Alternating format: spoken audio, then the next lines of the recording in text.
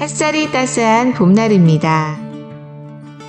어스틴 주님의 교회 매일 말씀 묵상으로 하루를 시작하시는 여러분들을 환영합니다. 안녕하세요, 성도 여러분. 5월 4일 목요일 말씀 묵상 시작하도록 하겠습니다. 제가 한국 돌아와서 처음으로 여러분 맨말묵에서 뵙는 것 같습니다. 오늘 묵상할 말씀은요, 사무엘 하 14장 1절에서 4절까지 말씀만 먼저 보도록 하겠습니다. 1절에서 4절 말씀입니다. 사무엘 하 14장입니다. 같이 함께 합독하겠습니다. 스로의 아들 요압이 왕의 마음이 압살롬에게로 향하는 줄 알고 드고아에 사람을 보내 거기서 지혜로운 여인 하나를 데려다가 그에게 이르되 청하건대 너는 상조가 된 것처럼 상복을 입고 기름을 바르지 말고 죽은 사람을 위하여 오래 슬퍼하는 여인과 같이 하고 왕께 들어가서 그에게 이러이러하게 말하고 요압이 그의 입에 할 말을 넣어주니라. 드고아 여인이 왕께 아릴 때에 얼굴을 땅에 대고 엎드려 이르되 왕이여 도우소서 하니.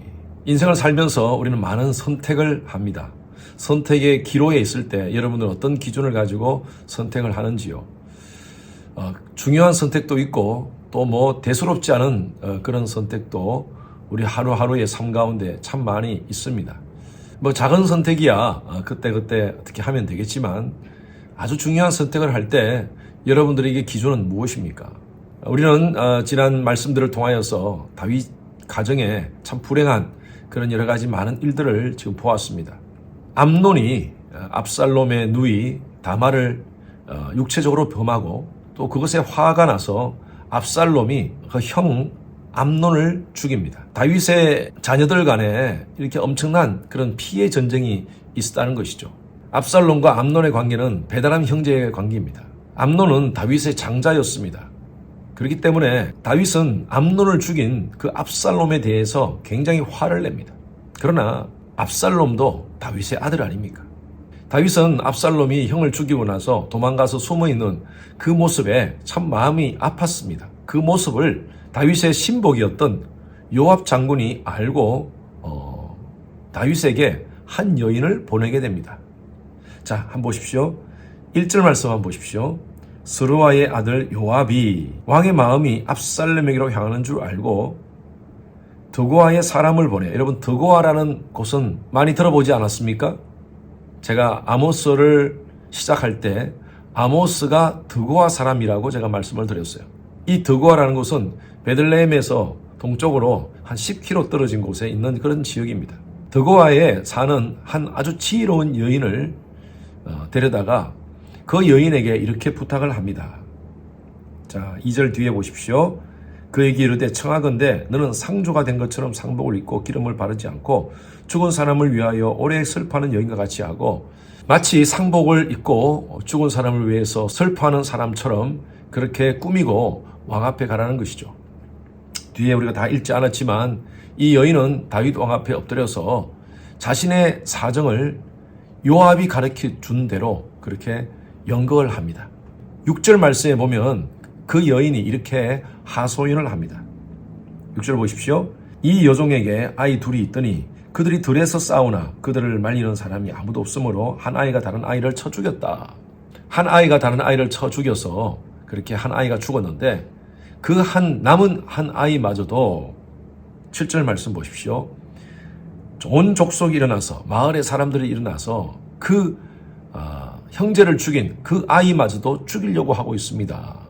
남편도 죽고 저는 과부로 살고 있는데 이 아들마저 죽으면 나는 정말 힘듭니다. 라고 하소연을 합니다.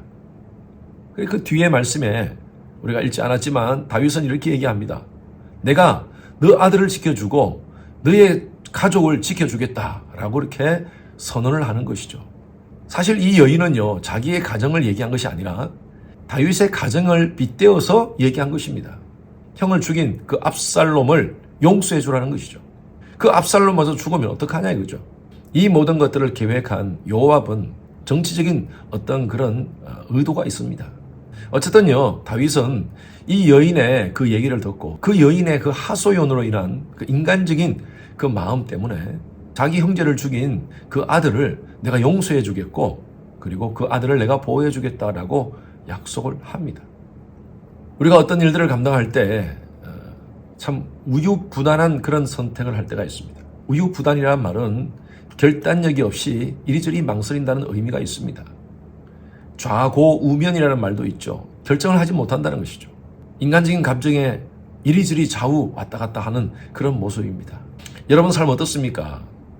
어떤 상황 속에서 이것이 바르지 못한데, 올바른 것이 아닌데 정 때문에 그것을 받아들이고 의리 때문에 그것이 옳지 않음을 알매도 불구하고 그걸 그냥 받아들이고 그렇게 행하는 그런 우리의 모습들이 아닌지 모르겠습니다. 사람과의 관계 속에서도 우리는 원칙을 가져야 됩니다. 신앙인의 원칙은 뭡니까? 하나님 말씀입니다. 내가 어떤 일을 결정할 때 이것이 하나님께서 원하시는가? 하나님께서 원하시는 삶인가? 하나님께서 원하시는 말인가? 하나님이 원하시는 생각인가? 하나님이 원하시는 행동인가? 이것을 우리가 생각해 봐야 된다는 것이죠. 예수라면 어떻게 할 것인가? What would Jesus do? 결과적으로 이 여인은 압살롬을 용서해달라는 그 요압의 말을 은유적으로 다윗에게 전달한 것입니다. 나중에 다윗은 압살롬을 정 때문에 용서해 줍니다. 그런데 그 압살롬을 용서함으로 말미암아 다윗은 개인적으로 또 나라에 큰 해를 끼치게 되는 것이죠. 나의 삶 가운데 우유부단함 때문에 죄를 허용해서 그 죄로 말미암아 오히려 더 큰 어려움과 고통을 당하는 경우가 있습니다. 때로는요, 단호하게 결단해야 됩니다. 무엇을 근거로 해요? 하나님 말씀을 근거로 해요. 그것이 아무리 내게 눈에 이익이 있다 할지라도 하나님 앞에서 의가 아니다면 단호하게 끊어야 됩니다. 날마다 우리는 순간순간 이것을 생각해야 됩니다. 주님이라면 어떻게 생각할 것인가? 주님이라면 어떻게 판단할 것인가? 주님이라면 어떤 선택을 할 것인가? 눈에 보이는 이익을 위해서 내 개인적인 감정에 의해서 선택하지 않기를 바랍니다. 오늘 하루도 여러분들이 여러 가지 많은 선택을 할 것입니다. 하나님이 기뻐하시는 선택, 하나님이 원하시는 선택, 죄의 유혹에 빠지지 않고 죄의 그 모든 공격에 작은 허용도 하지 않는 그런 단호한 결단을 하는 그런 하루의 삶을 사시기를 주님의 이름으로 축원합니다. 주님 감사합니다. 우리의 삶 속에 수많은 선택이 있는데 모든 일들을 우리가 너무 우유부단하게 그렇게 판단하고 행하지는 않는지요. 오늘 다윗의 이 정 때문에 한 이 결정으로 인해서 결과적으로 많은 해를 받게 됩니다. 우리의 삶 속에서도 하나님이 원하시는, 하나님이 기뻐하시는 그런 선택을 순간순간 해나가면서 조금 더 죄를 허용하지 않게 하시고 조금 더 인간적인 방법으로 모든 것들을 해결하지 않게 하시고 하나님이 기뻐하시는 방법으로 모든 일들을 결정해 나가는 저희들 되게 하여 주시옵소서. 감사드리며 살아계신 예수 그리스도 이름으로 기도드렸습니다. 아멘. 목요일은 이 땅을 위해서 기도하는 시간입니다. 미국과 한국을 위해서 기도해 주십시오. 나라의 지도자들이 하나님을 경외하여 지혜와 분별력을 갖도록 나라 안에 진영 간의 갈등이 사라지고 정치, 경제, 외교 등의 안정이 될 수 있도록 기도해 주시기 바랍니다. 세계 선교를 위해서 기도하실 때 저희 교회가 섬기고 있는 네팔의 윤성철 선교사님 외에 10분의 선교사님 안전과 건강 지켜주시도록, 그리고 모든 선교 사역이 정상화될 수 있도록 기도해 주시고요. 특별히 윤성철 선교사가 사역하고 있는 네팔 산지에 성전 건축이 순적하게 진행될 수 있도록 기도해 주시기 바랍니다.